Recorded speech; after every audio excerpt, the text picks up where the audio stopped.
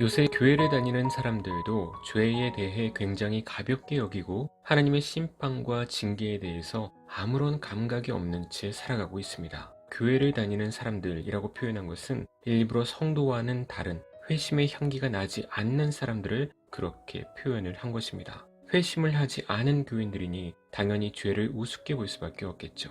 교회를 다니면서 예수님이 내 죄를 용서해 주신다라는 이런 단순한 문장만을 알고 진정한 회개 없이 많은 죄들을 알게 모르게 지으면서 쉽게 용서받고 해결될 것으로 생각하는 그런 사람들이 교회 안에 엄청 많다는 것이죠. 또 그렇게 가르치는 교회도 많고요. 그들은 주여 주여 외치면서 주님이 나의 주인 되시고 예수님 사랑한다고 입술로 말은 하지만 그것은 성경에서 말씀하시는 참된 믿음이 아닙니다. 다시 얘기하면 그런 믿음은 구원받지 못하고 지옥으로 가게 된다는 것입니다. 그저 용서와 사랑만을 강조하다 보니 하나님의 계명과 율법들을 알지도 못하고 알려고 하지도 않는 것입니다. 예수님이 다 해결해 주셨는데 우리가 그러한 것들을 일일이 다 알 필요가 없다는 것이죠. 이것이 바로 이단적인 율법 폐기주의자들의 모습입니다. 예수님께서는 하나님께서 택한 자들의 죄를 위해 돌아가셨죠. 네, 맞습니다. 하지만 원죄는 우리가 어쩔 수 없이 아담으로 인해 생긴 죄이지만 우리의 고범죄 또는 자범죄라고 하는 우리 스스로 이 세상에서 지은 죄들은 그 죄에 대한 대가를 반드시 받게 되는 것입니다. 이 중요하고 두려운 것을 교인들이 모릅니다. 요즘 많은 청년들은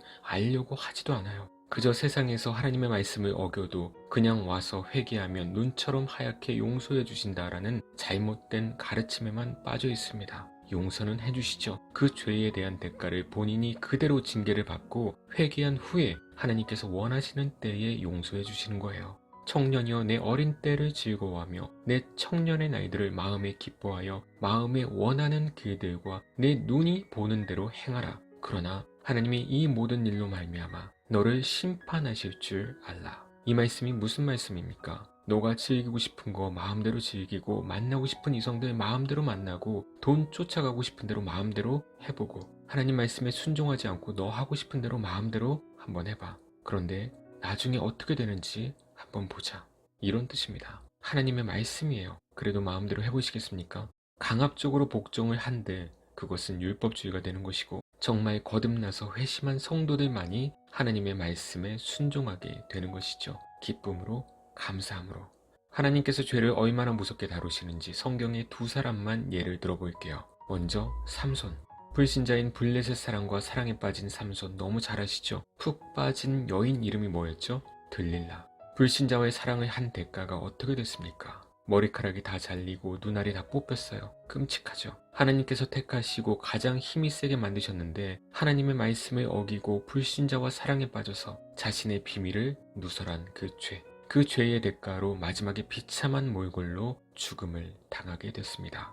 물론 하나님께서 택하신 자니까 구원은 받았지만 이 세상에서 엄청난 고통과 비참과 대가를 받고 죽임을 당한 것이죠.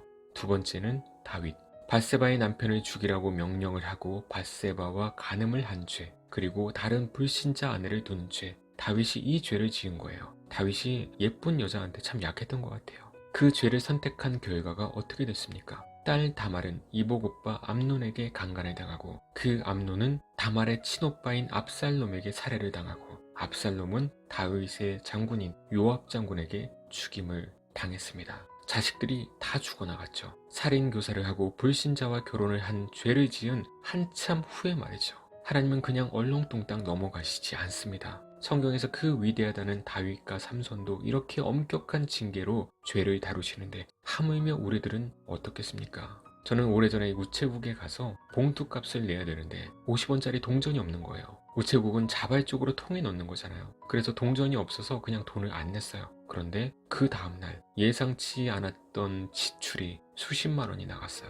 우연일까요? 전 그때 바로 회개하고 하나님의 터치하심에 웃음과 슬픔이 나오더군요. 죄라는 것은 사회적 큰 범죄는 당연한 것이고 아주 작은 10원짜리만한 죄도 하나님 앞에서는 용납이 안 됩니다. 여러분이 정말 하나님의 자녀라면 말이죠. 여러분이 이단적인 페이지를 구독하고 좋아요를 누르는 것, 그것이 죄일까요? 아닐까요?